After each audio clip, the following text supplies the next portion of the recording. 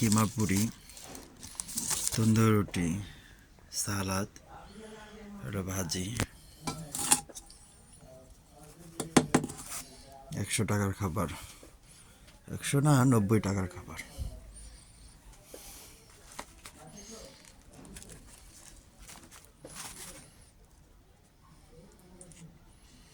সব গরম গরম।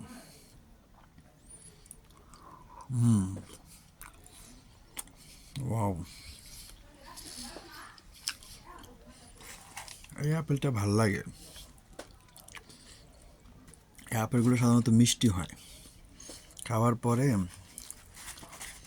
একটু কিছু মিষ্টি জিনিস খেতে ইচ্ছা করে।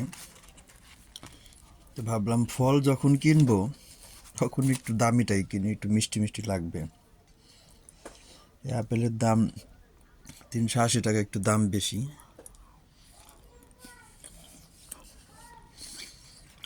তাও এটা কিনলাম যাতে একসাথে দুইটা হয়। আর একদিন আপেল কিনছিলাম, ওই আপেলটা খাওয়ার পরে আবার মনে হইলো মিষ্টি কিছু খাই, এই জন্যে এবার এই আপেলগুলো কিনি।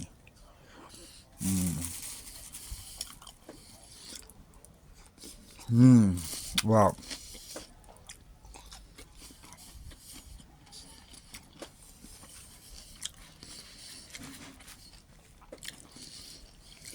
সাধারণত রাত্রে 60 টাকার খাবার খাই, আজকে এই ফলটার জন্য 30 টাকা বেশি বাজেট।